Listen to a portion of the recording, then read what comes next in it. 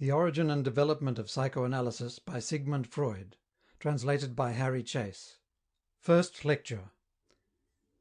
Ladies and gentlemen, it is a new and somewhat embarrassing experience for me to appear as a lecturer before students of the New World. I assume that I owe this honor to the association of my name with the theme of psychoanalysis, and consequently it is of psychoanalysis that I shall aim to speak. I shall attempt to give you in very brief form an historical survey of the origin and further development of this new method of research and cure. Granted that it is a merit to have created psychoanalysis, it is not my merit. I was a student, busy with the passing of my last examinations, when another physician of Vienna, Dr. Joseph Breuer, made the first application of this method to the case of an hysterical girl, 1880–82. We must now examine the history of this case and its treatment, which can be found in detail in Studien über Hysterie, later published by Dr. Breuer and myself. But first one word. I have noticed, with considerable satisfaction, that the majority of my hearers do not belong to the medical profession. Now, do not fear that a medical education is necessary to follow what I shall have to say. We shall now accompany the doctors a little way, but soon we shall take leave of them, and follow Dr. Breuer on a way which is quite his own. Dr. Breuer's patient was a girl of 21, of a high degree of intelligence. She had developed in the course of her 2 years' illness a series of physical and mental disturbances which well deserved to be taken seriously. She had a severe paralysis of both right extremities, with anesthesia and at times the same affection of the members of the left side of the body, disturbance of eye movements and much impairment of vision, difficulty in maintaining the position of the head, an intense tussis nervosa, nausea when she attempted to take nourishment, and at one time for several weeks a loss of the power to drink in spite of tormenting thirst. Her power of speech was also diminished, and this progressed so far that she could neither speak nor understand her mother tongue. And finally, she was subject to states of absence, of confusion, delirium, alteration of her whole personality. These states will later claim our attention. When one hears of such a case, one does not need to be a physician to incline to the opinion that we are concerned here with a serious injury, probably of the brain, for which there is little hope of cure, and which will probably lead to the early death of the patient. The doctors will tell us, however, that in one type of cases with just as unfavourable symptoms, another, far more favourable opinion is justified. When one finds such a series of symptoms in the case of a young girl, whose vital organs, heart, kidneys, are shown by objective tests to be normal, but who has suffered from strong emotional disturbances, and when the symptoms differ in certain finer characteristics from what one might logically expect, in a case like this, the doctors are not too much disturbed.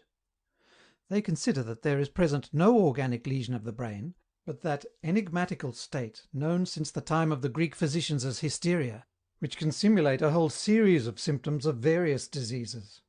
They consider in such a case that the life of the patient is not in danger, and that a restoration to health will probably come about of itself. The differentiation of such an hysteria from a severe organic lesion is not always very easy, but we do not need to know how a differential diagnosis of this kind is made. You may be sure that the case of Breuer's patient was such that no skillful physician could fail to diagnose an hysteria. We may also add a word here from the history of the case. The illness first appeared while the patient was caring for her father, whom she tenderly loved, during the severe illness which led to his death, a task which she was compelled to abandon because she herself fell ill. So far it has seemed I best to go with the doctors, but we shall soon part company with them. You must not think that the outlook of a patient with regard to medical aid is essentially bettered when the diagnosis points to hysteria rather than to organic disease of the brain. Against the serious brain diseases, medical skill is in most cases powerless, but also in the case of hysterical affections the doctor can do nothing. He must leave it to benign nature when and how his hopeful prognosis will be realized. Accordingly, with the recognition of the disease as hysteria, little is changed in the situation of the patient, but there is a great change in the attitude of the doctor. We can observe that he acts quite differently toward hystericals than toward patients suffering from organic diseases. He will not bring the same interest to the former as to the latter, since their suffering is much less serious, and yet seems to set up the claim to be valued just as seriously. But there is another motive in this action. The physician, who through his studies has learned so much that is hidden from the laity, can realize in his thought the causes and alterations of the brain disorders in patients suffering from apoplexy or dementia, a representation which must be right up to a certain point, for by it he is enabled to understand the nature of each symptom. But before the details of hysterical symptoms, all his knowledge, his anatomical, physiological and pathological education desert him. He cannot understand hysteria. He is in the same position before it as the layman. And that is not agreeable to anyone who is in the habit of setting such a high valuation upon his knowledge. Hystericals, accordingly, tend to lose his sympathy. He considers them persons who overstep the laws of his science, as the orthodox regard heretics. He ascribes to them all possible evils, blames them for exaggeration and intentional deceit, simulation, and he punishes them by withdrawing his interest. Now, Dr. Breuer did not deserve this reproach in this case. He gave his patient sympathy and interest, although at first he did not understand how to help her. Probably this was easier for him on account of those superior qualities of the patient's mind and character to which he bears witness in his account of the case. His sympathetic observation soon found the means which made the first help possible. It had been noticed that the patient, in her states of absence, of psychic alteration, usually mumbled over several words to herself. These seemed to spring from associations with which her thoughts were busy. The doctor, who was able to get these words, put her in a sort of hypnosis, and repeated them to her over and over, in order to bring up any associations that they might have. The patient yielded to his suggestion, and reproduced for him those psychic creations which controlled her thoughts during her absences, and which betrayed themselves in these single-spoken words. These were fancies, deeply sad, often poetically beautiful, daydreams we might call them, which commonly took as their starting point the situation of a girl beside the sick-bed of her father. Whenever she had related a number of such fancies, she was, as it were, freed and restored to her normal mental life. This state of health would last for several hours, and then give place on the next day to a new absence, which was removed in the same way by relating the newly created fancies. It was impossible not to get the impression that the psychic alteration which was expressed in the absence was a consequence of the excitations originating from these intensely emotional fancy images.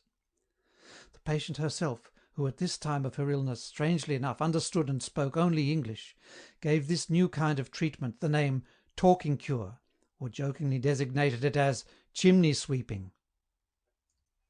The doctor soon hit upon the fact that through such cleansing of the soul more could be accomplished than a temporary removal of the constantly recurring mental clouds. Symptoms of the disease would disappear when in hypnosis the patient could be made to remember the situation and the associative connections under which they first appeared, provided free vent was given to the emotions which they aroused. There was in the summer a time of intense heat, and the patient had suffered very much from thirst. For without any apparent reason, she had suddenly become unable to drink. She would take a glass of water in her hand, but as soon as it touched her lips she would push it away as though suffering from hydrophobia. Obviously, for these few seconds she was in her absent state. She ate only fruit, melons and the like, in order to relieve this tormenting thirst. When this had been going on about 6 weeks, she was talking one day in hypnosis about her English governess, whom she disliked, and finally told, with every sign of disgust, how she had come into the room of the governess, and how that lady's little dog, that she abhorred, had drunk out of a glass. Out of respect for the conventions, the patient had remained silent. Now, after she had given energetic expression to her restrained anger, she asked for a drink, drank a large quantity of water without trouble, and woke from hypnosis with the glass at her lips. The symptom thereupon vanished permanently. Permit me to dwell for a moment on this experience. No one had ever cured an hysterical symptom by such means before, or had come so near understanding its cause. This would be a pregnant discovery if the expectation could be confirmed that still other, perhaps the majority of symptoms, originated in this way, and could be removed by the same method.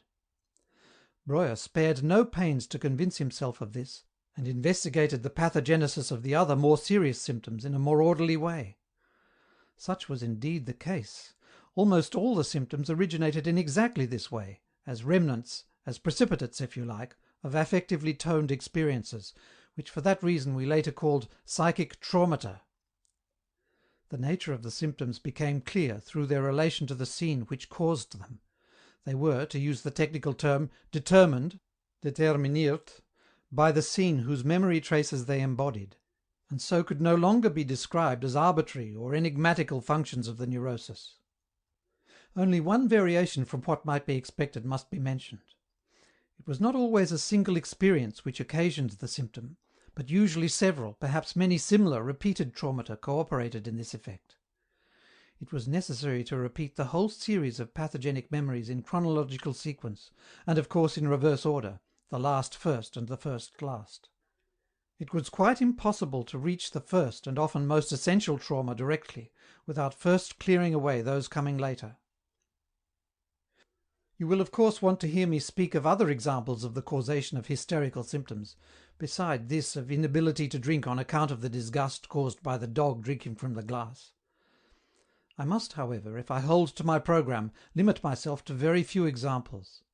Breuer relates, for instance, that his patient's visual disturbances could be traced back to external causes in the following way. The patient, with tears in her eyes, was sitting by the sick bed when her father suddenly asked her what time it was. She could not see distinctly, strained her eyes to see, brought the watch near her eyes so that the dial seemed very large, macropia and strabismus conv, or else she tried hard to suppress her tears, so that the sick man might not see them. All the pathogenic impressions sprang from the time when she shared in the care of her sick father. Once she was watching at night in the greatest anxiety for the patient, who was in a high fever, and in suspense, for a surgeon was expected from Vienna to operate on the patient. Her mother had gone out for a little while, and Anna sat by the sick bed, her right arm hanging over the back of her chair. She fell into a reverie, and saw a black snake emerge, as it were, from the wall, and approach the sick man, as though to bite him. It is very probable that several snakes had actually been seen in the meadow behind the house, that she had already been frightened by them, and that these former experiences furnished the material for the hallucination. She tried to drive off the creature, but was as though paralyzed. Her right arm, which was hanging over the back of the chair, had gone to sleep, become anesthetic and paretic, and as she was looking at it, the fingers changed into little snakes with death's heads, the nails. Probably she attempted to drive away the snake with her paralyzed right hand, and so the anesthesia and paralysis of this member formed associations with the snake hallucination. When this had vanished, she tried in her anguish to speak, but could not. She could not express herself in any language until finally she thought of the words of an English nursery song, and thereafter she could think and speak only in this language. When the memory of this scene was revived in hypnosis, the paralysis of the right arm, which had existed since the beginning of the illness, was cured and the treatment ended.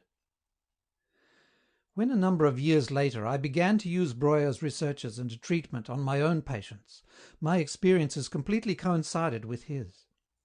In the case of a woman about 40, there was a tic, a peculiar smacking noise which manifested itself whenever she was labouring under any excitement, without any obvious cause. It had its origin in two experiences which had this common element, that she attempted to make no noise, but that by a sort of counter-will this noise broke the stillness. On the first occasion she had finally, after much trouble, put her sick child to sleep, and she tried to be very quiet so as not to awaken it. On the second occasion, during a ride with both her children in a thunderstorm, the horses took fright, and she carefully avoided any noise for fear of frightening them still more. I give this example instead of many others which are cited in the Studien über Hysterie. Ladies and gentlemen, if you will permit me to generalize, as is indispensable in so brief a presentation, we may express our results up to this point in the formula: our hysterical patients suffer from reminiscences. Their symptoms are the remnants and the memory symbols of certain traumatic experiences. A comparison with other memory symbols from other sources will perhaps enable us better to understand this symbolism. The memorials and monuments with which we adorn our great cities are also such memory symbols. If you walk through London, you will find before one of the greatest railway stations of the city a richly decorated Gothic pillar, Charing Cross. One of the old Plantagenet kings, in the 13th century, caused the body of his beloved Queen Eleanor to be borne to Westminster, and had Gothic crosses erected at each of the stations where the coffin was set down. Charing Cross is the last of these monuments which preserve the memory of this sad journey. In another part of the city you will see a high pillar of more modern construction, which is merely called the Monument. This is in memory of the great fire which broke out in the neighbourhood in the year 1666, and destroyed a great part of the city. These monuments are memory symbols like the hysterical symptoms. So far the comparison seems justified. But what would you say to a Londoner who today stood sadly before the monument to the funeral of Queen Eleanor, instead of going about his business with the haste engendered by modern industrial conditions, or rejoicing with the young queen of his own heart?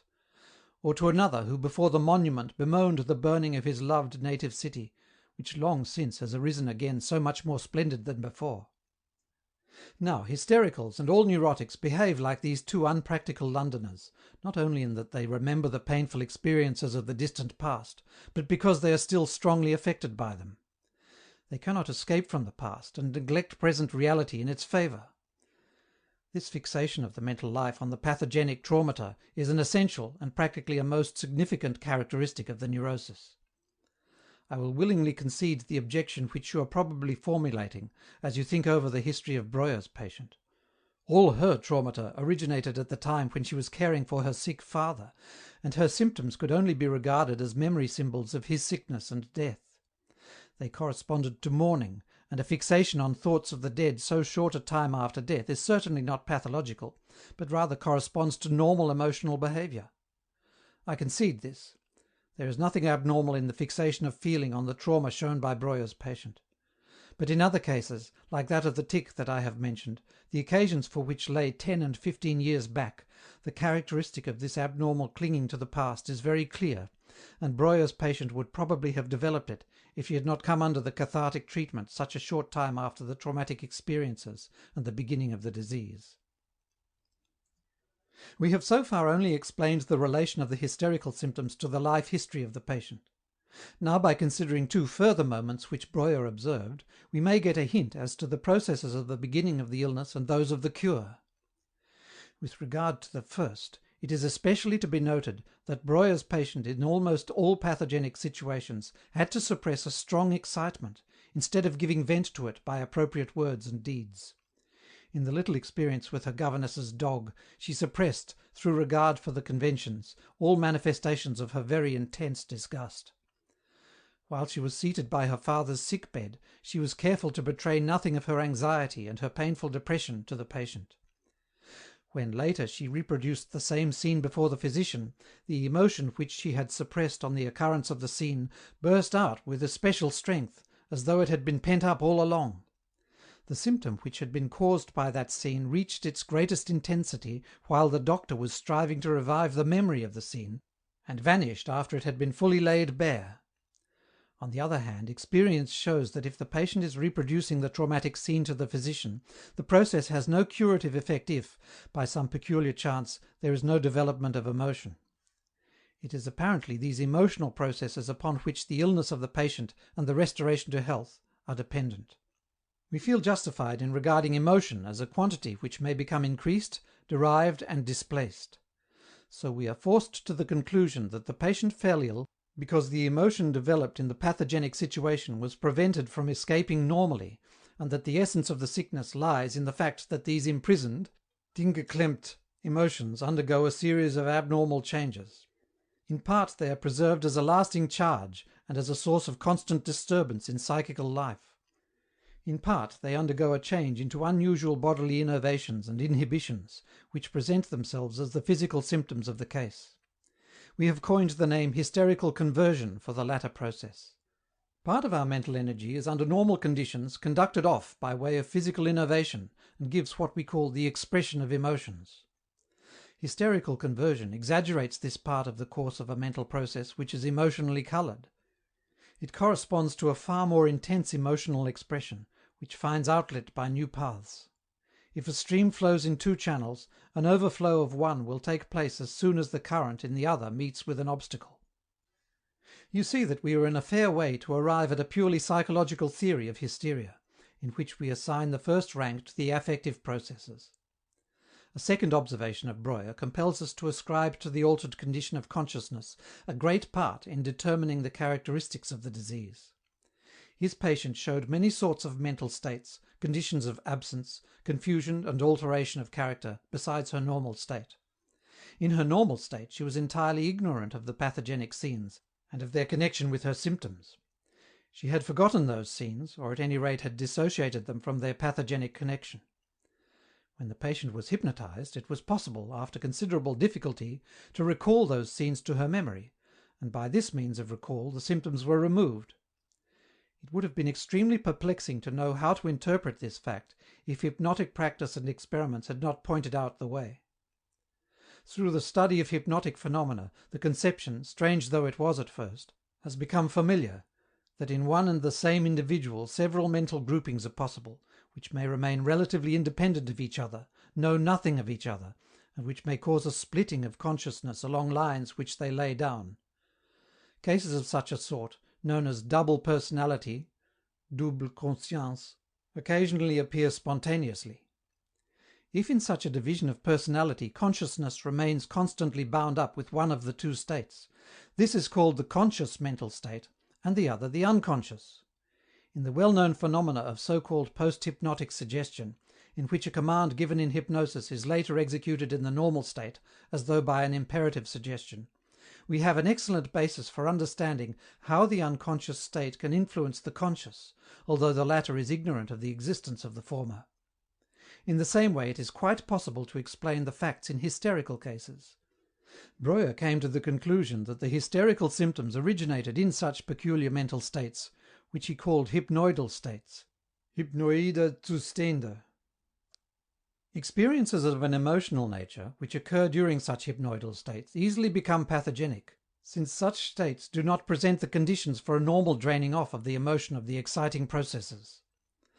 And as a result there arises a peculiar product of this exciting process, that is, the symptom, and this is projected like a foreign body into the normal state. The latter has, then, no conception of the significance of the hypnoidal pathogenic situation. Where a symptom arises, we also find an amnesia, a memory gap, and the filling of this gap includes the removal of the conditions under which the symptom originated. I am afraid that this portion of my treatment will not seem very clear, but you must remember that we are dealing here with new and difficult views, which perhaps could not be made much clearer. This all goes to show that our knowledge in this field is not yet very far advanced. Breuer's idea of the hypnoidal states has moreover been shown to be superfluous and a hindrance to further investigation, and has been dropped from present conceptions of psychoanalysis. Later, I shall at least suggest what other influences and processes have been disclosed, besides that of the hypnoidal states, to which Breuer limited the causal moment.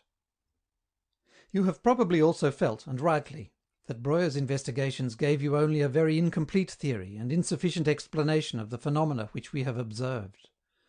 But complete theories do not fall from heaven, and you would have had still greater reason to be distrustful had any one offered you at the beginning of his observations a well-rounded theory, without any gaps. Such a theory could only be the child of his speculations, and not the fruit of an unprejudiced investigation of the facts. Ladies and gentlemen, at about the same time that Breuer was using the talking cure with his patient, M. Charcot began in Paris, with the hystericals of the Salpêtrière, those researches which were to lead to a new understanding of the disease. These results were, however, not yet known in Vienna. But when, about 10 years later, Breuer and I published our preliminary communication on the psychic mechanism of hysterical phenomena, which grew out of the cathartic treatment of Breuer's first patient, we were both of us under the spell of Charcot's investigations. We made the pathogenic experiences of our patients, which acted as psychic traumata, equivalent to those physical traumata whose influence on hysterical paralyses Charcot had determined. And Breuer's hypothesis of hypnoidal states is itself only an echo of the fact that Charcot had artificially reproduced those traumatic paralyses in hypnosis. The great French observer, whose student I was during the years 1885 to 86, had no natural bent for creating psychological theories. His student, P. Janet, was the first to attempt to penetrate more deeply into the psychic processes of hysteria, and we followed his example, when we made the mental splitting and the dissociation of personality the central points of our theory. Janet propounds a theory of hysteria which draws upon the principal theories of heredity and degeneration which are current in France. According to his view, hysteria is a form of degenerative alteration of the nervous system, manifesting itself in a congenital weakness of the function of psychic synthesis. The hysterical patient is from the start incapable of correlating and unifying the manifold of his mental processes, and so there arises the tendency to mental dissociation. If you will permit me to use a banal but clear illustration, Janet's hysterical reminds one of a weak woman who has been shopping and is now on her way home, laden with packages and bundles of every description. She cannot manage the whole lot with her 2 arms and her 10 fingers, and soon she drops one. When she stoops to pick this up, another breaks loose, and so it goes on. Now, it does not agree very well with this assumed mental weakness of hystericals, that there can be observed in hysterical cases, besides the phenomena of lessened functioning, examples of a partial increase of functional capacity, as a sort of compensation. At the time when Breuer's patient had forgotten her mother tongue and all other languages save English, her control of English attained such a level that if a German book was put before her, she could give a fluent, perfect translation of its contents at sight. When later I undertook to continue on my own account the investigations begun by Breuer, I soon came to another view of the origin of hysterical dissociation or splitting of consciousness. It was inevitable that my views should diverge widely and radically, for my point of departure was not, like that of Janet, laboratory researches, but attempts at therapy. Above everything else, it was practical needs that urged me on. The cathartic treatment, as Breuer had made use of it, presupposed that the patient should be put in deep hypnosis, for only in hypnosis was available the knowledge of his pathogenic associations, which were unknown to him in his normal state. Now, hypnosis, as a fanciful and, so to speak, mystical aid, I soon came to dislike. And when I discovered that, in spite of all my efforts, I could not hypnotize by any means all of my patients, I resolved to give up hypnotism and to make the cathartic method independent of it. Since I could not alter the psychic state of most of my patients at my wish, I directed my efforts to working with them in their normal state. This seems at first sight to be a particularly senseless and aimless undertaking. The problem was this: to find out something from the patient that the doctor did not know, and the patient himself did not know. How could one hope to make such a method succeed? The memory of a very noteworthy and instructive proceeding came to my aid, which I had seen in Bernheim's clinic at Nancy. Bernheim showed us that persons put in a condition of hypnotic somnambulism and subjected to all sorts of experiences had only apparently lost the memory of those somnambulic experiences, and that their memory of them could be awakened even in the normal state. If he asked them about their experiences during somnambulism, they said at first that they did not remember, but if he persisted, urged, assured them that they did know, then every time the forgotten memory came back. Accordingly, I did this with my patients. When I had reached in my procedure with them a point at which they declared that they knew nothing more, I would assure them that they did know, that they must just tell it out, and I would venture the assertion that the memory which would emerge at the moment that I laid my hand on the patient's forehead would be the right one. In this way I succeeded, without hypnosis, in learning from the patient all that was necessary for a construction of the connection between the forgotten pathogenic scenes and the symptoms which they had left behind. This was a troublesome and in its length an exhausting proceeding, and did not lend itself to a finished technique. But I did not give it up without drawing definite conclusions from the data which I had gained. I had substantiated the fact that the forgotten memories were not lost. They were in the possession of the patient, ready to emerge and form associations with his other mental content, but hindered from becoming conscious, and forced to remain in the unconscious by some sort of a force. The existence of this force could be assumed with certainty, for in attempting to drag up the unconscious memories into the consciousness of the patient, in opposition to this force, one got the sensation of his own personal effort striving to overcome it. One could get an idea of this force, which maintained the pathological situation, from the resistance of the patient. It is on this idea of resistance that I based my theory of the psychic processes of hystericals. it had been found that in order to cure the patient it was necessary that this force should be overcome. Now, with the mechanism of the cure as a starting point, quite a definite theory could be constructed. These same forces, which in the present situation as resistances opposed the emergence of the forgotten ideas into consciousness, must themselves have caused the forgetting, and repressed from consciousness the pathogenic experiences. I called this hypothetical process repression, Verdrängung, and considered that it was proved by the undeniable existence of resistance. But now the question arose, what were those forces, and what were the conditions of this repression, in which we were now able to recognize the pathogenic mechanism of hysteria? A comparative study of the pathogenic situations, which the cathartic treatment has made possible, allows us to answer this question. In all those experiences, it had happened that a wish had been aroused which was in sharp opposition to the other desires of the individual, and was not capable of being reconciled with the ethical, aesthetic, and personal pretensions of the patient's personality. There had been a short conflict, and the end of this inner struggle was the repression of the idea which presented itself to consciousness as the bearer of this irreconcilable wish. This was, then, repressed from consciousness and forgotten. The incompatibility of the idea in question with the ego of the patient was the motive of the repression. The ethical and other pretensions of the individual were the repressing forces. The presence of the incompatible wish, or the duration of the conflict, had given rise to a high degree of mental pain. This pain was avoided by the repression. This latter process is evidently in such a case a device for the protection of the personality. I will not multiply examples, but will give you the history of a single one of my cases, in which the conditions and the utility of the repression process stand out clearly enough. Of course, for my purpose, I must abridge the history of the case, and omit many valuable theoretical considerations. It is that of a young girl, who was deeply attached to her father, who had died a short time before, and in whose care she had shared, a situation analogous to that of Breuer's patient. When her older sister married, the girl grew to feel a peculiar sympathy for her new brother-in-law, which easily passed with her for family tenderness. This sister soon fell ill and died, while the patient and her mother were away. The absent ones were hastily recalled, without being told fully of the painful situation. As the girl stood by the bedside of her dead sister, for one short moment there surged up in her mind an idea which might be framed in these words: "Now he is free and can marry me."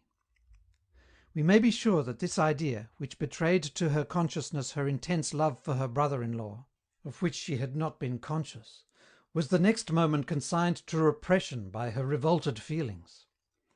The girl fell ill with severe hysterical symptoms, and when I came to treat the case, it appeared that she had entirely forgotten that scene at her sister's bedside and the unnatural, egoistic desire which had arisen in her.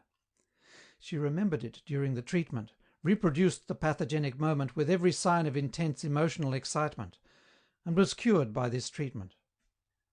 Perhaps I can make the process of repression and its necessary relation to the resistance of the patient more concrete by a rough illustration, which I will derive from our present situation. Suppose that here in this hall, and in this audience, whose exemplary stillness and attention I cannot sufficiently commend, there is an individual who is creating a disturbance, and by his ill-bred laughing, talking, by scraping his feet, distracts my attention from my task. I explain that I cannot go on with my lecture under these conditions, and thereupon several strong men among you get up, and, after a short struggle, eject the disturber of the peace from the hall. He is now repressed, and I can continue my lecture. But in order that the disturbance may not be repeated, in case the man who has just been thrown out attempts to force his way back into the room, the gentlemen who have executed my suggestion take their chairs to the door and establish themselves there as a resistance to keep up the repression. Now, if you transfer both locations to the psyche, calling this consciousness and the outside the unconscious, you have a tolerably good illustration of the process of repression. We can see now the difference between our theory and that of Janet. We do not derive the psychic fission from a congenital lack of capacity on the part of the mental apparatus to synthesize its experiences, but we explain it dynamically by the conflict of opposing mental forces, We recognize in it the result of an active striving of each mental complex against the other. New questions at once arise in great number from our theory. The situation of psychic conflict is a very frequent one. An attempt of the ego to defend itself from painful memories can be observed everywhere, and yet the result is not a mental fission. We cannot avoid the assumption that still other conditions are necessary if the conflict is to result in dissociation.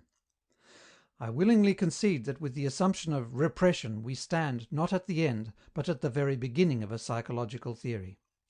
But we can advance only one step at a time, and the completion of our knowledge must await further and more thorough work. Now do not attempt to bring the case of Breuer's patient under the point of view of repression. This history cannot be subjected to such an attempt, for it was gained with the help of hypnotic influence. Only when hypnosis is excluded can you see the resistances and repressions and get a correct idea of the pathogenic process. Hypnosis conceals the resistances and so makes a certain part of the mental field freely accessible. By this same process, the resistances on the borders of this field are heaped up into a rampart, which makes all beyond inaccessible. The most valuable things that we have learned from Breuer's observations were his conclusions as to the connection of the symptoms with the pathogenic experiences or psychic traumata, and we must not neglect to evaluate this result properly from the standpoint of the repression theory. It is not at first evident how we can get from the repression to the creation of the symptoms. Instead of giving a complicated theoretical derivation, I will return at this point to the illustration which I used to typify repression. Remember that with the ejection of the rowdy and the establishment of the watchers before the door, the affair is not necessarily ended. It may very well happen that the ejected man, now embittered and quite careless of consequences, gives us more to do. He is no longer among us, we are free from his presence, his scornful laugh, his half-audible remarks, but in a certain sense the repression has miscarried, for he makes a terrible uproar outside, and by his outcries and by hammering on the door with his fists, interferes with my lecture more than before. Under these circumstances it would be hailed with delight if possibly our honoured President, Dr. Stanley Hall, should take upon himself the role of peacemaker and mediator. He would speak with the rowdy on the outside, and then turn to us with the recommendation that we let him in again, provided he would guarantee to behave himself better. On Dr. Hall's authority, we decide to stop the repression, and now quiet and peace reign again. This is in fact a fairly good presentation of the task devolving upon the physician in the psychoanalytic therapy of neuroses. To say the same thing more directly, we come to the conclusion, from working with hysterical patients and other neurotics, that they have not fully succeeded in repressing the idea to which the incompatible wish is attached. They have indeed driven it out of consciousness and out of memory, and apparently saved themselves a great amount of psychic pain. But in the unconscious the suppressed wish still exists, only waiting for its chance to become active, and finally succeeds in sending into consciousness, instead of the repressed idea, a disguised and unrecognizable surrogate creation, Ersatzbildung, to which the same painful sensations associate themselves that the patient thought he was rid of through his repression. This surrogate of the repressed idea, the symptom, is secure against further attacks from the defences of the ego, and instead of a short conflict there originates now a permanent suffering. We can observe in the symptom, besides the tokens of its disguise, a remnant of traceable similarity with the originally repressed idea. The way in which the surrogate is built up can be discovered during the psychoanalytic treatment of the patient, and for his cure the symptom must be traced back over the same route to the repressed idea. If this repressed material is once more made part of the conscious mental functions, a process which supposes the overcoming of considerable resistance, the psychic conflict which then arises, the same which the patient wished to avoid, is made capable of a happier termination, under the guidance of the physician, than is offered by repression. There are several possible suitable decisions which can bring conflict and neurosis to a happy end. In particular cases, the attempt may be made to combine several of these. Either the personality of the patient may be convinced that he has been wrong in rejecting the pathogenic wish, and he may be made to accept it either wholly or in part. Or this wish may itself be directed to a higher goal which is free from objection, by what is called sublimation, Sublimierung, Or the rejection may be recognized as rightly motivated, and the automatic and therefore insufficient mechanism of repression be reinforced by the higher, more characteristically human mental faculties. One succeeds in mastering his wishes by conscious thought. Forgive me if I have not been able to present more clearly these main points of the treatment which is today known as psychoanalysis. The difficulties do not lie merely in the newness of the subject. Regarding the nature of the unacceptable wishes, which succeed in making their influence felt out of the unconscious, in spite of repression, and regarding the question of what subjective and constitutional factors must be present for such a failure of repression and such a surrogate or symptom creation to take place, we will speak in later remarks. Ladies and gentlemen, it is not always easy to tell the truth, especially when one must be brief, and so today I must correct an incorrect statement that I made in my last lecture. I told you how, when I gave up using hypnosis, I pressed my patients to tell me what came into their minds that had to do with the problem we were working on. I told them that they would remember what they had apparently forgotten, and that the thought which erupted into consciousness, Einfall, would surely embody the memory for which we were seeking.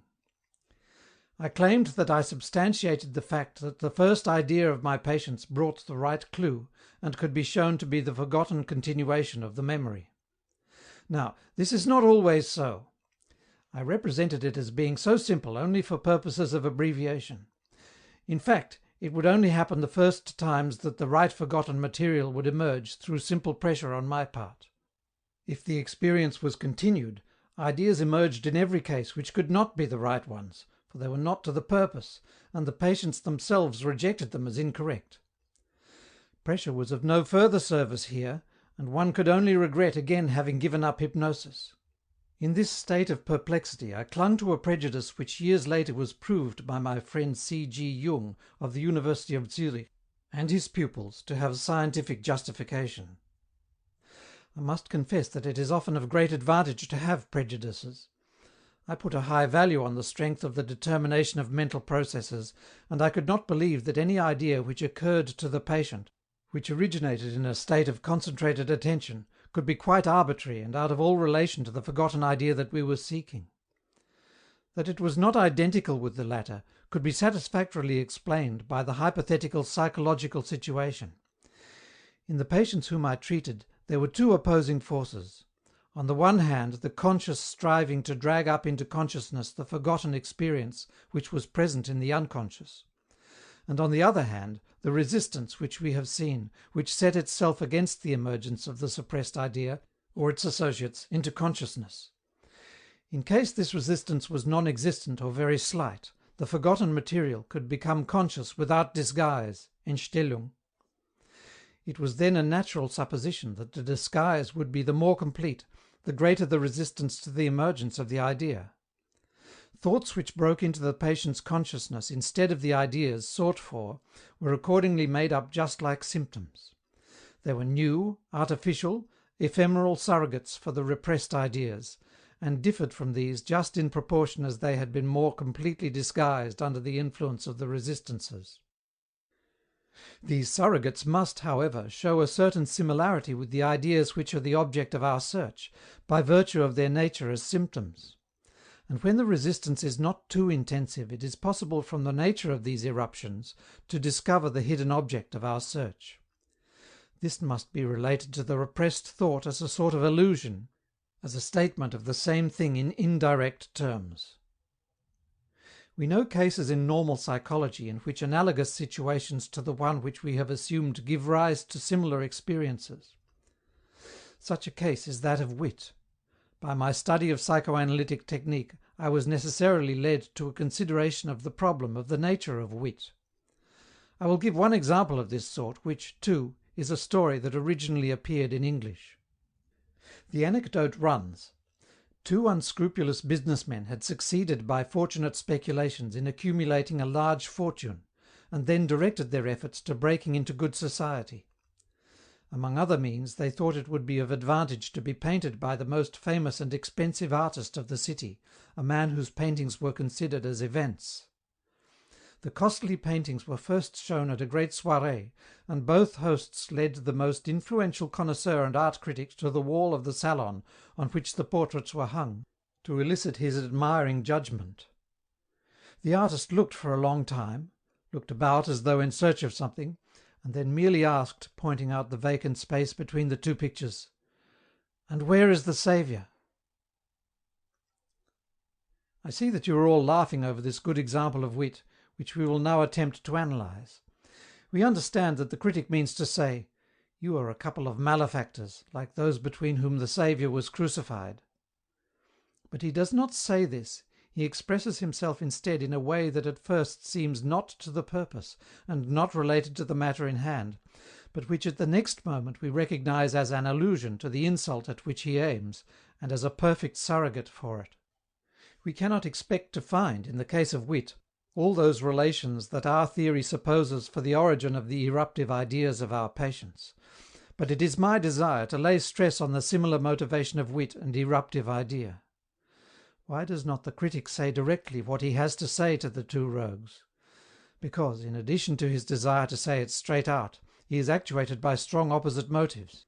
It is a proceeding which is liable to be dangerous, to offend people who are one's hosts, and who can call to their aid the strong arms of numerous servants. One might easily suffer the same fate that I used in the previous lecture to illustrate repression.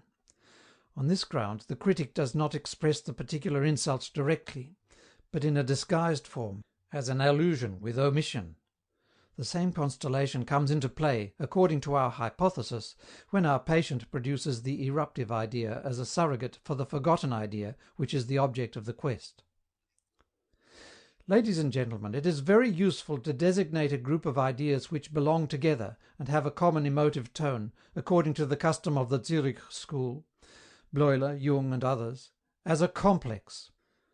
So we can say that if we set out from the last memories of the patient to look for a repressed complex, that we have every prospect of discovering it, if only the patient will communicate to us a sufficient number of the ideas which come into his head.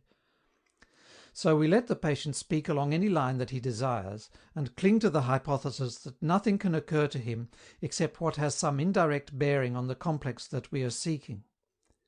If this method of discovering the repressed complexes seems too circumstantial, I can at least assure you that it is the only available one. In practicing this technique, one is further bothered by the fact that the patient often stops, is at a standstill, and considers that he has nothing to say. Nothing occurs to him. If this were really the case, and the patient were right, our procedure would again be proven inapplicable. Closer observation shows that such an absence of ideas never really occurs, and that it only appears to when the patient holds back or rejects the idea which he perceives, under the influence of the resistance, which disguises itself as critical judgment of the value of the idea. The patient can be protected from this if he is warned in advance of this circumstance, and told to take no account of the critical attitude. He must say anything that comes into his mind, fully laying aside such critical choice, even though he may think it unessential, irrelevant, nonsensical, especially when the idea is one which is unpleasant to dwell on. By following this prescription, we secure the material which sets us on the track of the repressed complex. These eruptive ideas, which the patient himself values little, if he is under the influence of the resistance and not that of the physician, are for the psychologist like the ore, which by simple methods of interpretation he reduces from its crude state to valuable metal. If one desires to gain in a short time a preliminary knowledge of the patient's repressed complexes, without going into the question of their arrangement and associations, this examination may be conducted with the help of the association experiments, as Jung and his pupils have perfected them. This procedure is to the psychologist what qualitative analysis is to the chemist. It may be dispensed with in the therapy of neurotic patients, but it is indispensable in the investigations of the psychoses, which have been begun by the Zurich school with such valuable results. This method of work with whatever comes into the patient's head when he submits to psychoanalytic treatment is not the only technical means at our disposal for the widening of consciousness. Two other methods of procedure serve the same purpose: the interpretation of his dreams, and the evaluation of acts which he bungles or does without intending to, Fehl- und Zufallshandlungen. I might say, esteemed hearers, that for a long time I hesitated whether instead of this hurried survey of the whole field of psychoanalysis, I should not rather offer you a thorough consideration of the analysis of dreams. A purely subjective and apparently secondary motive decided me against this. It seemed rather an impropriety that in this country, so devoted to practical pursuits, I should pose as interpreter of dreams, before you had a chance to discover what significance the old and despised art can claim. Interpretation of dreams is in fact the via regia to the interpretation of the unconscious, the surest ground of psychoanalysis, and a field in which every worker must win his convictions and gain his education. If I were asked how one could become a psychoanalyst, I should answer, through the study of his own dreams. With great tact, all opponents of the psychoanalytic theory have so far evaded any criticism of the Traumdeutung, or have attempted to pass over it with the most superficial objections. If, on the contrary, you will undertake the solution of the problems of dream life, the novelties which psychoanalysis present to your thoughts will no longer be difficulties. You must remember that our nightly dream productions show the greatest outer similarity and inner relationship to the creations of the insane, but on the other hand are compatible with full health during waking life. It does not sound at all absurd to say that whoever regards these normal sense illusions, these delusions and alterations of character as matter for amazement instead of understanding, has not the least prospect of understanding the abnormal creations of diseased mental states in any other than the lay sense. You may with confidence place in this lay group all the psychiatrists of today. Follow me now on a brief excursion through the field of dream problems. In our waking state, we usually treat dreams with as little consideration as the patient treats the eruptive ideas which the psychoanalyst demands from him. It is evident that we reject them, for we forget them quickly and completely. The slight valuation which we place on them is based, with those dreams that are not confused and nonsensical, on the feeling that they are foreign to our personality, and with other dreams, on their evident absurdity and senselessness. Our rejection derives support from the unrestrained shamelessness and the immoral longings which are obvious in many dreams. Antiquity, as we know, did not share this light valuation of dreams. The lower classes of our people today stick close to the value which they set on dreams. They, however, expect from them, as did the ancients, the revelation of the future. I confess that I see no need to adopt mystical hypotheses to fill out the gaps in our present knowledge, and so I have never been able to find anything that supported the hypothesis of the prophetic nature of dreams. Many other things which are wonderful enough can be said about them. And first, not all dreams are so foreign to the character of the dreamer, are incomprehensible and confused. If you will undertake to consider the dreams of young children from the age of 1.5 years on, you will find them quite simple and easy to interpret. The young child always dreams of the fulfillment of wishes which were aroused in him the day before and were not satisfied.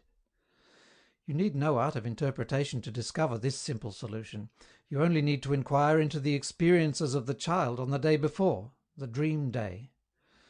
Now, it would certainly be a most satisfactory solution of the dream riddle if the dreams of adults, too, were the same as those of children, fulfillments of wishes which had been aroused in them during the dream day. This is actually the fact. The difficulties which stand in the way of this solution can be removed step by a thorough analysis of the dream. There is, first of all, the most weighty objection, that the dreams of adults generally have an incomprehensible content, which shows wish fulfillment least of anything. The answer is this: these dreams have undergone a process of disguise. The psychic content which underlies them was originally meant for quite different verbal expression.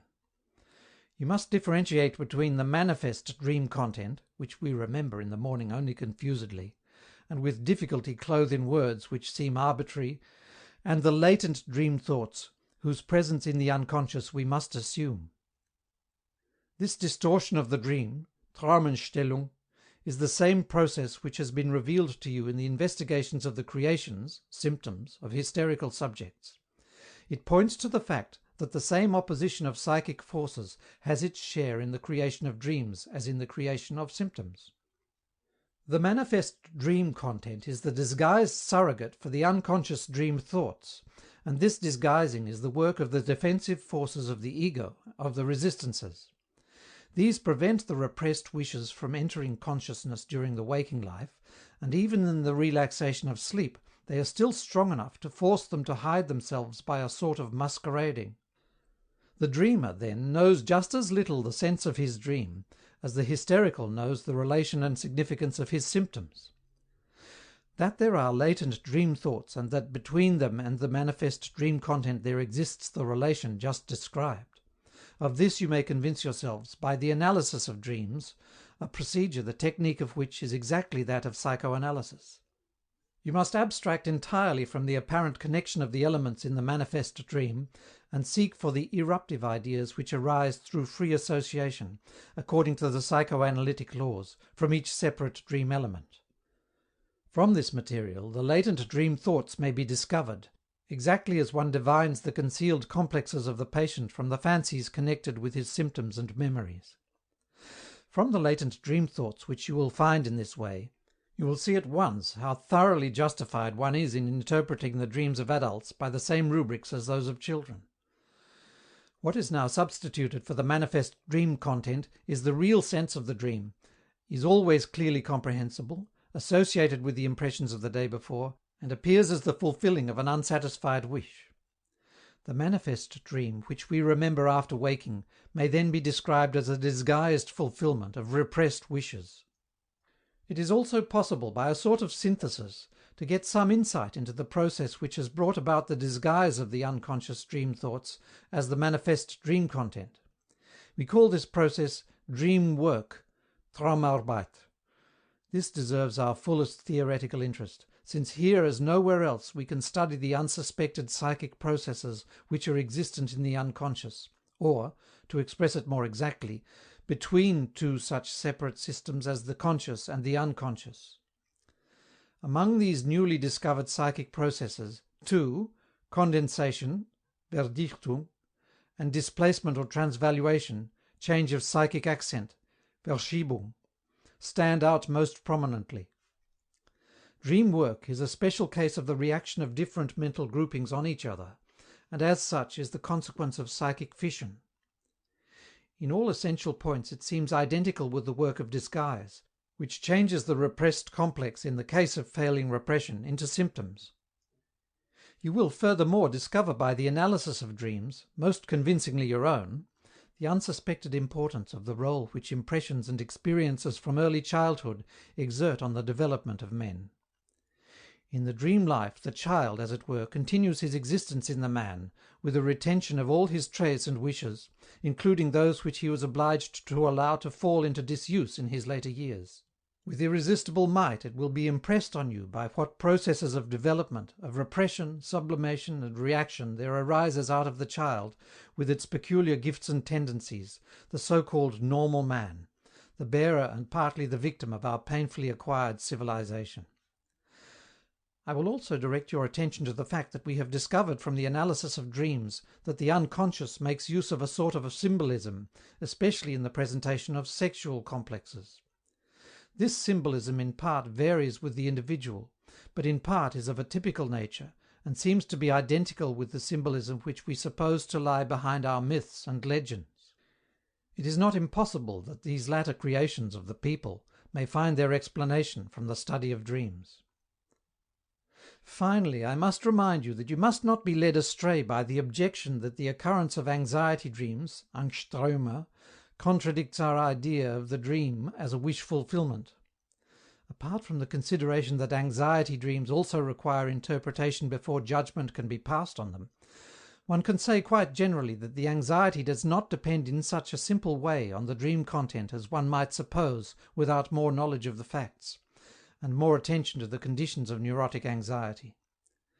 Anxiety is one of the ways in which the ego relieves itself of repressed wishes which have become too strong, and so is easy to explain in the dream, if the dream has gone too far towards the fulfilling of the objectionable wish. You see that the investigation of dreams was justified by the conclusions which it has given us concerning things otherwise hard to understand. But we came to it in connection with the psychoanalytic treatment of neurotics. From what has been said you can easily understand how the interpretation of dreams, if it is not made too difficult by the resistance of the patient, can lead to a knowledge of the patient's concealed and repressed wishes and the complexes which he is nourishing. I may now pass to that group of everyday mental phenomena whose study has become a technical help for psychoanalysis. These are the bungling of acts, Fehlhandlungen, among normal men as well as among neurotics, to which no significance is ordinarily attached.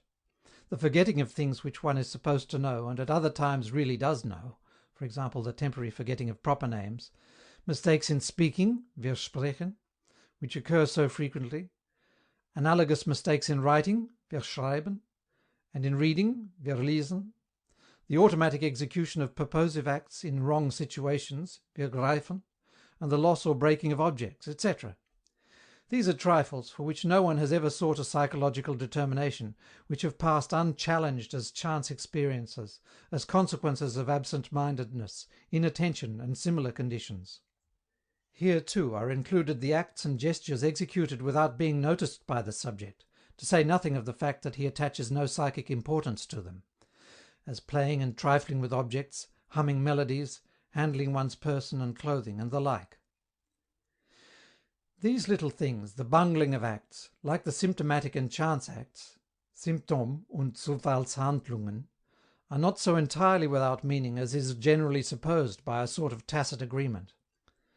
They have a meaning, generally easy and sure to interpret from the situation in which they occur, and it can be demonstrated that they either express impulses and purposes which are repressed, hidden if possible from the consciousness of the individual, or that they spring from exactly the same sort of repressed wishes and complexes which we have learnt to know already as the creators of symptoms and dreams. It follows that they deserve the rank of symptoms, and their observation, like that of dreams, can lead to the discovery of the hidden complexes of the psychic life. With their help, one will usually betray the most intimate of his secrets. If these occur so easily and commonly among people in health, with whom repression has on the whole succeeded fairly well, this is due to their insignificance and their inconspicuous nature. But they can lay claim to high theoretic value, for they prove the existence of repression and surrogate creations even under the conditions of health.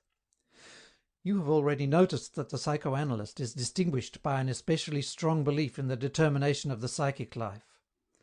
For him there is in the expressions of the psyche nothing trifling, nothing arbitrary and lawless. He expects everywhere a widespread motivation, where customarily such claims are not made. More than that, he is even prepared to find a manifold motivation of these psychic expressions, while our supposedly inborn causal need is satisfied with a single psychic cause. Now, keeping in mind the means which we possess for the discovery of the hidden, forgotten, repressed things in the soul life, the study of the eruptive ideas called up by free association, the patient's dreams, and his bungled and symptomatic acts, and adding to these the evaluation of other phenomena which emerge during the psychoanalytic treatment, on which I shall later make a few remarks under the heading of transfer, Übertragung, you will come with me to the conclusion that our technique is already sufficiently efficacious for the solution of the problem of how to introduce the pathogenic psychic material into consciousness, and so to do away with the suffering brought on by the creation of surrogate symptoms. The fact that by such therapeutic endeavours our knowledge of the mental life of the normal and the abnormal is widened and deepened can of course only be regarded as an especial attraction and superiority of this method. I do not know whether you have gained the impression that the technique through whose arsenal I have led you is a peculiarly difficult one. I consider that, on the contrary, for one who has mastered it, it is quite adapted for use. But so much is sure that it is not obvious, that it must be learned no less than the histological or the surgical technique. You may be surprised to learn that in Europe we have heard very frequently judgments passed on psychoanalysis by persons who knew nothing of its technique and had never practiced it, but who demanded scornfully that we show the correctness of our results. There are among these people some who are not in other things unacquainted with scientific methods of thought, who, for example, would not reject the result of a microscopical research because it cannot be confirmed with the naked eye in anatomical preparations, and who would not pass judgment until they had used the microscope. But in matters of psychoanalysis, circumstances are really more unfavorable for gaining recognition. Psychoanalysis will bring the repressed in mental life to conscious acknowledgement, and every one who judges it is himself a man who has such repressions, perhaps only maintained with difficulty. It will consequently call forth the same resistances from him as from the patient, and this resistance can easily succeed in disguising itself as intellectual rejection, and bring forward arguments similar to those from which we protect our patients by the basic principles of psychoanalysis. It is not difficult to substantiate in our opponents the same impairment of intelligence produced by emotivity which we may observe every day with our patients. The arrogance of consciousness which, for example, rejects dreams so lightly, belongs, quite generally, to the strongest protective apparatus which guards us against the breaking through of the unconscious complexes, and as a result it is hard to convince people of the reality of the unconscious, and to teach them anew what their conscious knowledge contradicts. Ladies and gentlemen, at this point you will be asking what the technique which I have described has taught us of the nature of the pathogenic complexes and repressed wishes of neurotics. One thing in particular: psychoanalytic investigations trace back the symptoms of disease with really surprising regularity to impressions from the sexual life, show us that the pathogenic wishes are of the nature of erotic impulse components, Triebkomponente, and necessitate the assumption that to disturbances of the erotic sphere must be ascribed the greatest significance among the etiological factors of the disease. This holds of both sexes. I know that this assertion will not willingly be credited. Even those investigators who gladly follow my psychological labors are inclined to think that I overestimate the etiological share of the sexual moments. They ask me why other mental excitations should not lead to the phenomena of repression and surrogate creation which I have described. I can give them this answer: that I do not know why they should not do this, I have no objection to their doing it, but experience shows that they do not possess such a significance, and that they merely support the effect of the sexual moments, without being able to supplant them. This conclusion was not a theoretical postulate. In the Studien über Hysterie, published in 1895 with Dr. Breuer, I did not stand on this ground. I was converted to it when my experience was richer and had led me deeper into the nature of the case. Gentlemen, there are among you some of my closest friends and adherents who have travelled to Worcester with me. Ask them, and they will tell you that they all were at first completely sceptical of the assertion of the determinative significance of the sexual etiology, until they were compelled by their own analytic labours to come to the same conclusion. The conduct of the patients does not make it any easier to convince oneself of the correctness of the view which I have expressed. Instead of willingly giving us information concerning their sexual life, they try to conceal it by every means in their power. Men generally are not candid in sexual matters. They do not show their sexuality freely, but they wear a thick overcoat, a fabric of lies, to conceal it, as though it were bad weather in the world of sex. And they are not wrong. Sun and wind are not favourable in our civilized society to any demonstration of sex life. In truth, no one can freely disclose his erotic life to his neighbour. But when your patients see that in your treatment they may disregard the conventional restraints, they lay aside this veil of lies, and then only are you in a position to formulate a judgment on the question in dispute. Unfortunately, physicians are not favoured above the rest of the children of men in their personal relationship to the questions of the sex life. Many of them are under the ban of that mixture of prudery and lasciviousness which determines the behaviour of most Kulturmenschen in affairs of sex. Now to proceed with the communication of our results. It is true that in another series of cases psychoanalysis at first traces the symptoms back not to the sexual, but to banal traumatic experiences.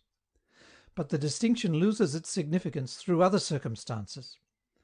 The work of analysis which is necessary for the thorough explanation and complete cure of a case of sickness does not stop in any case with the experience of the time of onset of the disease, but in every case it goes back to the adolescence and the early childhood of the patient.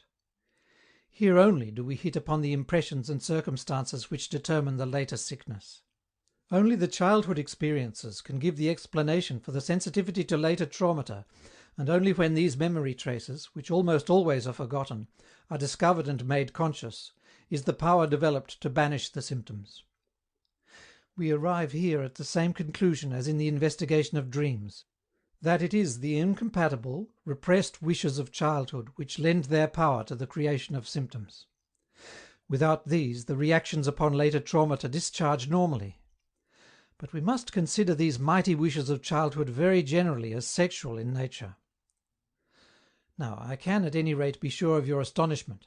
Is there an infantile sexuality, you will ask?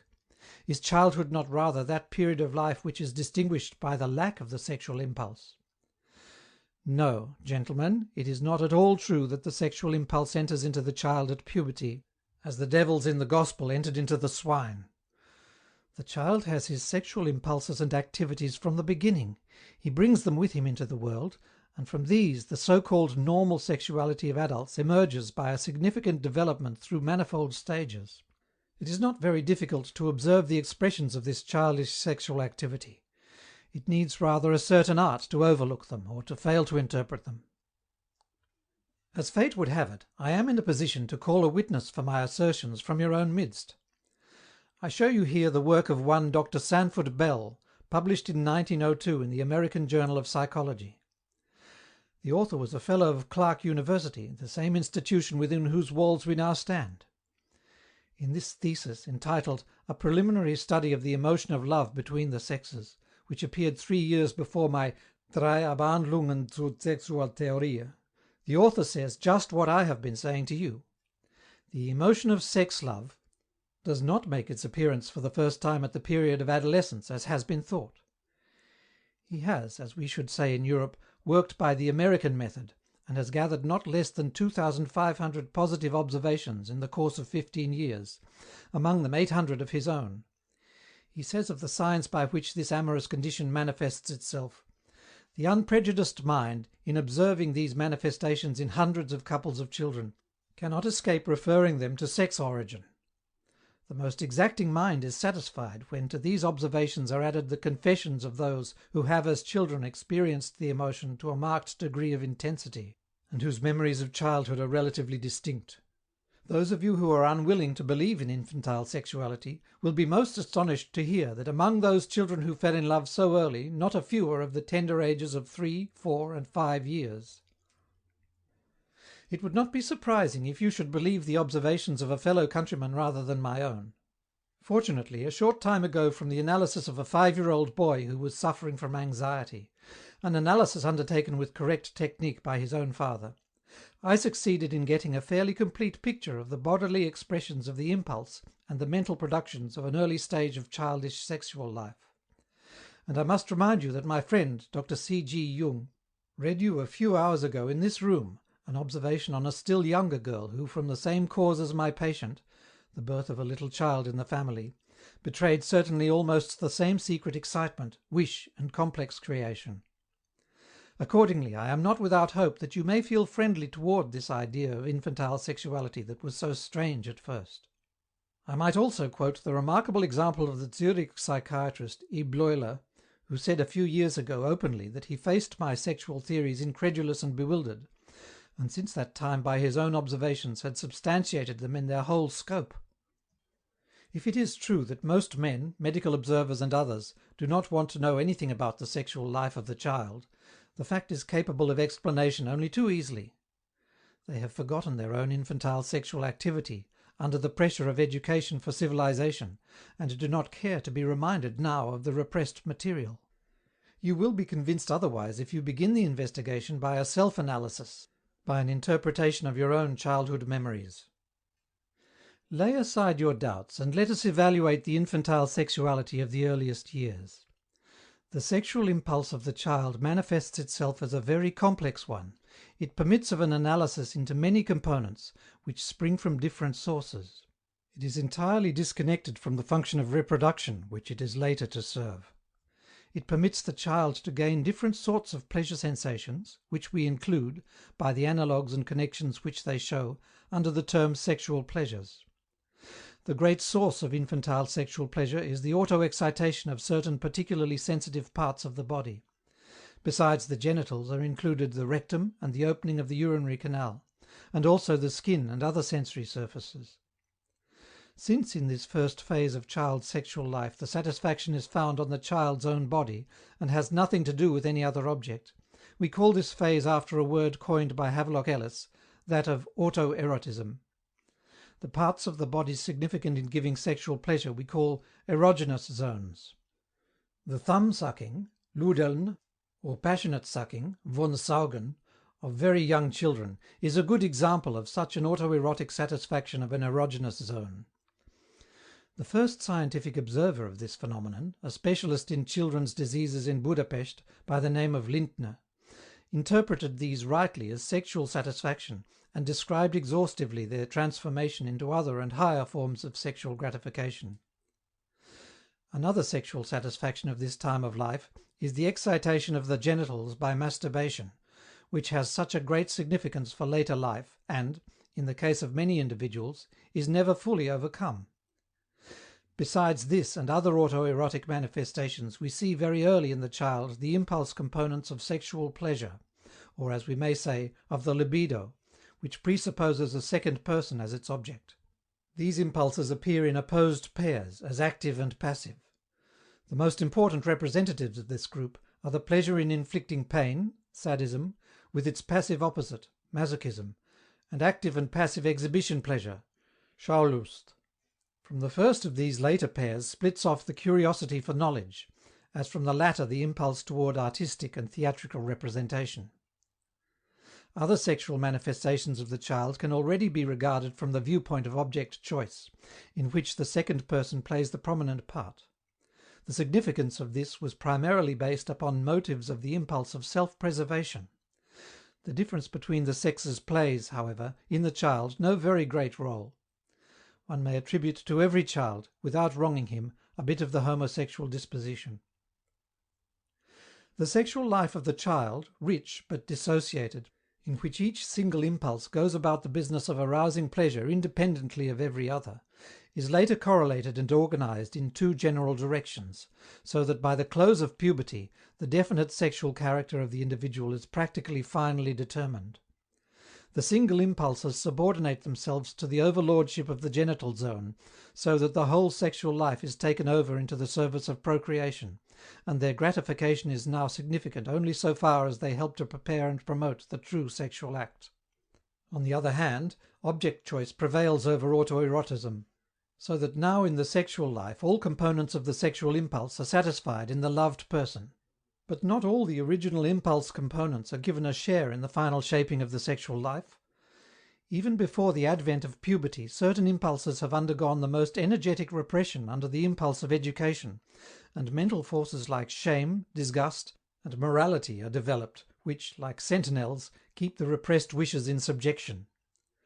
When there comes, in puberty, the high tide of sexual desire, it finds dams in this creation of reactions and resistances. These guide the outflow into the so-called normal channels, and make it impossible to revivify the impulses which have undergone repression. The most important of these repressed impulses are coprophilism, that is, the pleasure in children connected with the excrements, and, further, the tendencies attaching themselves to the persons of the primitive object choice. Gentlemen, a sentence of general pathology says that every process of development brings with it the germ of pathological dispositions, in so far as it may be inhibited, delayed, or incompletely carried out. This holds for the development of the sexual function, with its many complications. It is not smoothly completed in all individuals, and may leave behind either abnormalities or disposition to later diseases, by the way of later falling back or regression. It may happen that not all the partial impulses subordinate themselves to the rule of the genital zone. Such an impulse which has remained disconnected brings about what we call a perversion, which may replace the normal sexual goal by one of its own. It may happen, as has been said before, that the autoerotism is not fully overcome, as many sorts of disturbances testify. The originally equal value of both sexes as sexual objects may be maintained, and an inclination to homosexual activities in adult life result from this, which, under suitable conditions, rises to the level of exclusive homosexuality. This series of disturbances corresponds to the direct inhibition of development of the sexual function. It includes the perversions and the general infantilism of the sex life that are not seldom met with. The disposition to neuroses is to be derived in another way from an injury to the development of the sex life. The neuroses are related to the perversions as the negative to the positive. In them we find the same impulse components as in perversions, as bearers of the complexes and as creators of the symptoms. But here they work from out the unconscious. They have undergone a repression, but in spite of this they maintain themselves in the unconscious. Psychoanalysis teaches us that overstrong expression of the impulse in very early life leads to a sort of fixation, Fixierung, which then offers a weak point in the articulation of the sexual function. If the exercise of the normal sexual function meets with hindrances in later life, this repression, dating from the time of development, is broken through at just that point at which the infantile fixation took place. You will now perhaps make the objection, but all that is not sexuality. I have used the word in a very much wider sense than you are accustomed to understand it. This I willingly concede. But it is a question whether you do not rather use the word in much too narrow a sense when you restrict it to the realm of procreation. You sacrifice by that the understanding of perversions, of the connection between perversion, neurosis, and normal sexual life, and have no means of recognizing in its true significance the easily observable beginning of the somatic and mental sexual life of the child. But however you decide about the use of the word, remember that the psychoanalyst understands sexuality in that full sense to which he is led by the evaluation of infantile sexuality. Now we turn again to the sexual development of the child. We still have much to say here, since we have given more attention to the somatic than to the mental expressions of the sexual life. The primitive object choice of the child, which is derived from his need of help, demands our further interest. It first attaches to all persons to whom he is accustomed, but soon these give way in favor of his parents. The relation of the child to his parents is, as both direct observation of the child and later analytic investigation of adults agree, not at all free from elements of sexual accessory excitation, Mitergung. The child takes both parents, and especially one, as an object of his erotic wishes. Usually he follows in this the stimulus given by his parents, whose tenderness has very clearly the character of a sex manifestation, though inhibited so far as its goal is concerned. As a rule, the father prefers the daughter, the mother the son. The child reacts to this situation, since, as son, he wishes himself in the place of his father, as daughter in the place of the mother. The feelings awakened in these relations between parents and children, and, as a resultant of them, those among the children in relation to each other, are not only positively of a tender, but negatively of an inimical sort.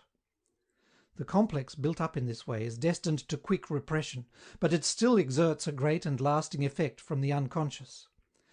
We must express the opinion that this with its ramifications presents the nuclear complex of every neurosis, and so we are prepared to meet with it in a not less effectual way in the other fields of mental life. The myth of King Oedipus, who kills his father and wins his mother as a wife, is only the slightly altered presentation of the infantile wish, rejected later by the opposing barriers of incest. Shakespeare's tale of Hamlet rests on the same basis of an incest complex, though better concealed. At the time when the child is still ruled by the still unrepressed nuclear complex, there begins a very significant part of his mental activity which serves sexual interest. He begins to investigate the question of where children come from, and guesses more than adults imagine of the true relations by deduction from the signs which he sees. Usually his interest in this investigation is awakened by the threat to his welfare through the birth of another child in the family, in whom at first he sees only a rival. Under the influence of the partial impulses which are active in him, he arrives at a number of infantile sexual theories, as that the same male genitals belong to both sexes, that children are conceived by eating and born through the opening of the intestine, and that sexual intercourse is to be regarded as an inimical act, a sort of overpowering. But just the unfinished nature of his sexual constitution and the gaps in his knowledge brought about by the hidden condition of the feminine sexual canal cause the infant investigator to discontinue his work as a failure. The facts of this childish investigation itself, as well as the infant sex theories created by it, are of determinative significance in the building of the child's character, and in the content of his later neuroses. It is unavoidable and quite normal that the child should make his parents the objects of his first object choice. But his libido must not remain fixed on these first chosen objects, but must take them merely as a prototype, and transfer from these to other persons in the time of definite object choice. The breaking loose, Ablösung, of the child from his parents is thus a problem impossible to escape if the social virtue of the young individual is not to be impaired. During the time that the repressive activity is making its choice among the partial sexual impulses, and later, when the influence of the parents, which in the most essential way has furnished the material for these repressions, is lessened, great problems fall to the work of education, which at present certainly does not always solve them in the most intelligent and economic way.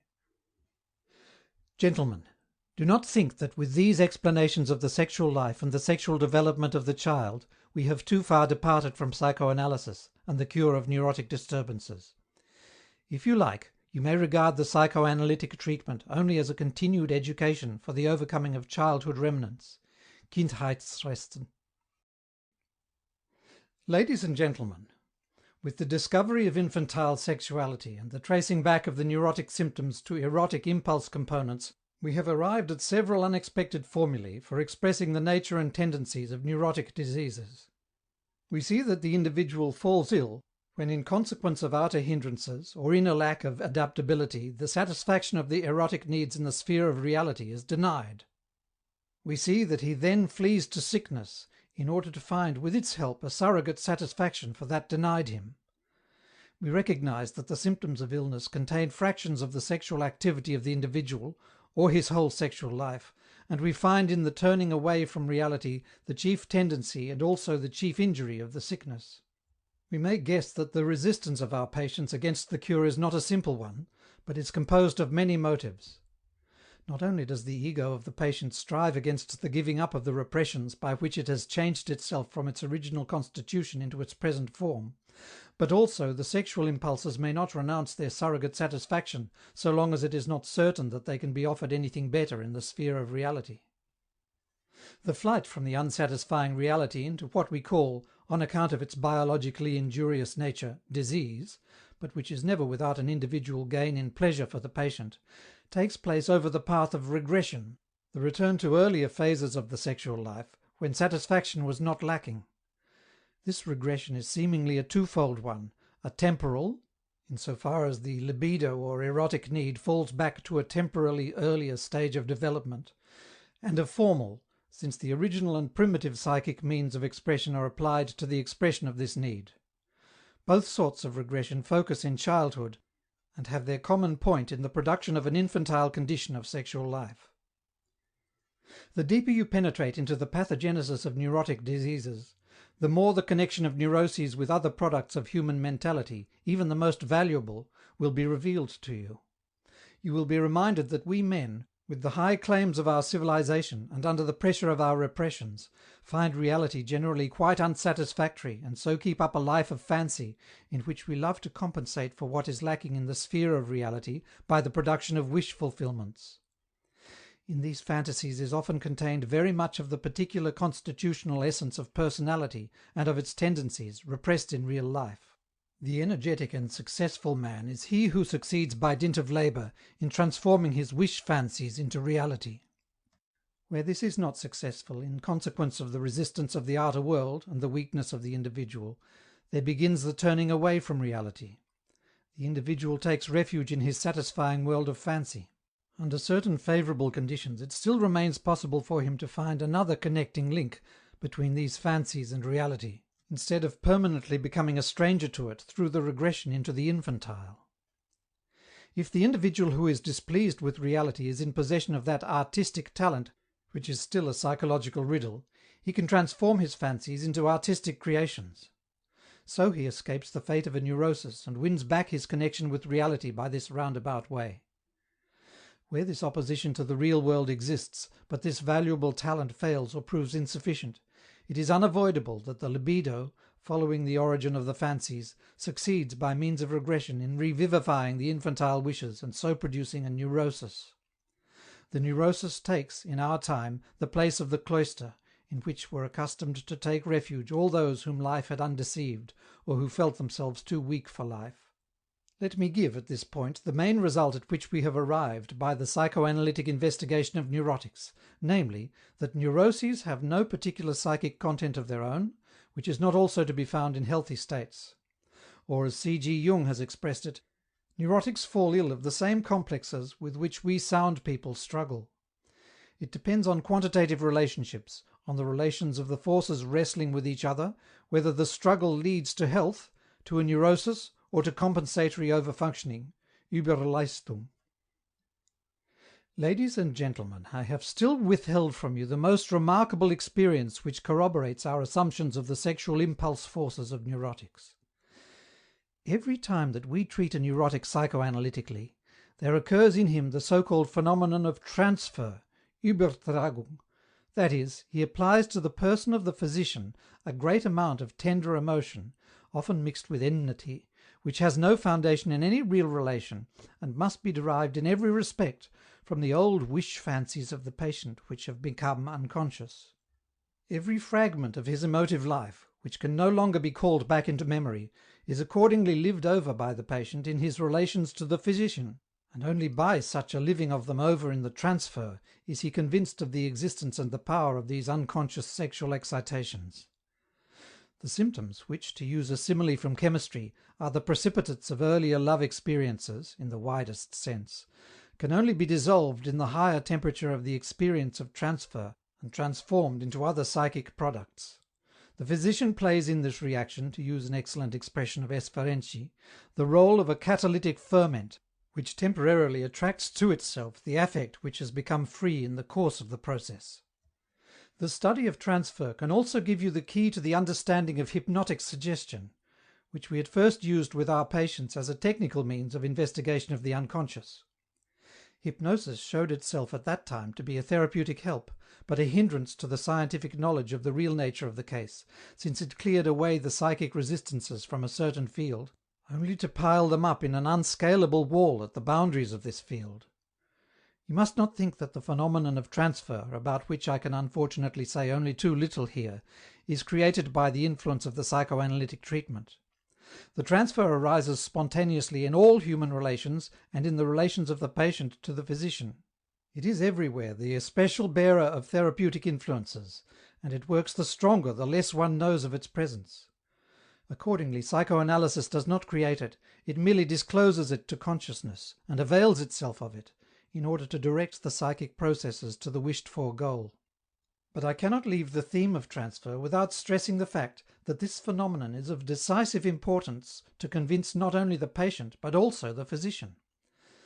I know that all my adherents were first convinced of the correctness of my views through their experience with transfer, and I can very well conceive that one may not win such a surety of judgment so long as he makes no psychoanalysis, and so has not himself observed the effects of transfer. Ladies and gentlemen, I am of the opinion that there are, on the intellectual side, two hindrances to acknowledging the value of the psychoanalytic viewpoint. First, the fact that we are not accustomed to reckon with the strict determination of mental life, which holds without exception, and second, the lack of knowledge of the peculiarities through which unconscious mental processes differ from those conscious ones with which we are familiar. One of the most widespread resistances against the work of psychoanalysis with patients, as with persons in health, reduces to the latter of the two moments. One is afraid of doing harm by psychoanalysis, one is anxious about calling up into consciousness the repressed sexual impulses of the patient, as though there were danger that they could overpower the higher ethical strivings and rob him of his cultural acquisitions. One can see that the patient has sore places in his soul life, but one is afraid to touch them, lest his suffering be increased. We may use this analogy. It is, of course, better not to touch diseased places when one can only cause pain. But we know that the surgeon does not refrain from the investigation and re-investigation of the seat of illness if his invasion has as its aim the restoration of lasting health. Nobody thinks of blaming him for the unavoidable difficulties of the investigation or the phenomena of reaction from the operation, if these only accomplish their purpose, and gain for the patient a final cure by temporarily making his condition worse. The case is similar in psychoanalysis. It can lay claim to the same things as surgery. The increase of pain which takes place in the patient during the treatment is very much less than that which the surgeon imposes upon him, and especially negligible in comparison with the pains of serious illness. But the consequence which is feared, that of a disturbance of the cultural character by the impulse which has been freed from repression, is wholly impossible. In relation to this anxiety, we must consider what our experiences have taught us with certainty, that the somatic and mental power of a wish, if once its repression has not succeeded, is incomparably stronger when it is unconscious than when it is conscious, so that by being made conscious it can only be weakened. The unconscious wish cannot be influenced. is free from all strivings in the contrary direction, while the conscious is inhibited by those wishes which are also conscious and which strive against it. The work of psychoanalysis accordingly presents a better substitute, in the service of the highest and most valuable cultural strivings, for the repression which has failed. Now, what is the fate of the wishes which have become free by psychoanalysis? By what means shall they be made harmless for the life of the individual? There are several ways. The general consequence is that the wish is consumed during the work by the correct mental activity of those better tendencies which are opposed to it. The repression is supplanted by a condemnation carried through with the best means at one's disposal. This is possible, since for the most part we have to abolish only the effects of earlier developmental stages of the ego. The individual for his part only repressed the useless impulse because at the time he was himself still incompletely organized and weak. In his present maturity and strength he can perhaps conquer without injury to himself that which is inimical to him. A second issue of the work of psychoanalysis may be that the revealed unconscious impulses can now arrive at those useful applications which, in the case of undisturbed development, they would have found earlier. The extirpation of the infantile wishes is not at all the ideal aim of development. The neurotic has lost, by his repressions, many sources of mental energy whose contingents would have been very valuable for his character building and his life activities. We know a far more purposive process of development, the so-called sublimation, Sublimierung, by which the energy of infantile wish excitations is not secluded, but remains capable of application, while for the particular excitations, instead of becoming useless, a higher, eventually no longer sexual, goal is set up. The components of the sexual instinct are especially distinguished by such a capacity for the sublimation and exchange of their sexual goal for one more remote and socially more valuable. To the contributions of the energy won in such a way for the functions of our mental life we probably owe the highest cultural consequences. A repression taking place at an early period excludes the sublimation of the repressed impulse. After the removal of the repression, the way to sublimation is again free. We must not neglect also to glance at the third of the possible issues. A certain part of the suppressed libidinous excitation has a right to direct satisfaction and ought to find it in life. The claims of our civilization make life too hard for the greater part of humanity, and so further the aversion to reality and the origin of neuroses, without producing an excess of cultural gain by this excess of sexual repression. We ought not to go so far as to fully neglect the original animal part of our nature. We ought not to forget that the happiness of individuals cannot be dispensed with as one of the aims of our culture.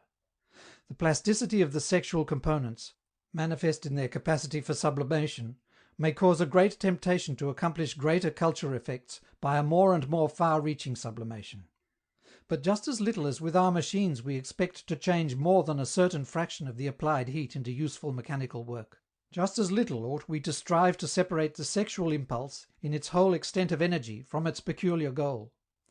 This cannot succeed, and if the narrowing of sexuality is pushed too far, it will have all the evil effects of a robbery. I do not know whether you will regard the exhortation with which I close as a presumptuous one. I only venture the indirect presentation of my conviction if I relate an old tale, whose application you may make yourselves. German literature knows a town called Schilda, to whose inhabitants were attributed all sorts of clever pranks. The wiseacres, so the story goes, had a horse, with whose powers of work they were well satisfied, and against whom they had only one grudge, that he consumed so much expensive oats. They concluded that by good management they would break him of this bad habit, by cutting down his rations by several stalks each day, until he had learned to do without them altogether.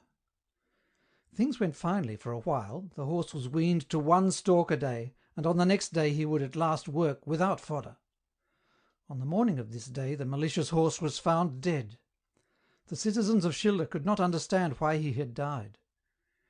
We should be inclined to believe that the horse had starved, and that without a certain ration of oats no work could be expected from an animal. I thank you for calling me here to speak, and for the attention which you have given me. End of The Origin and Development of Psychoanalysis by Sigmund Freud.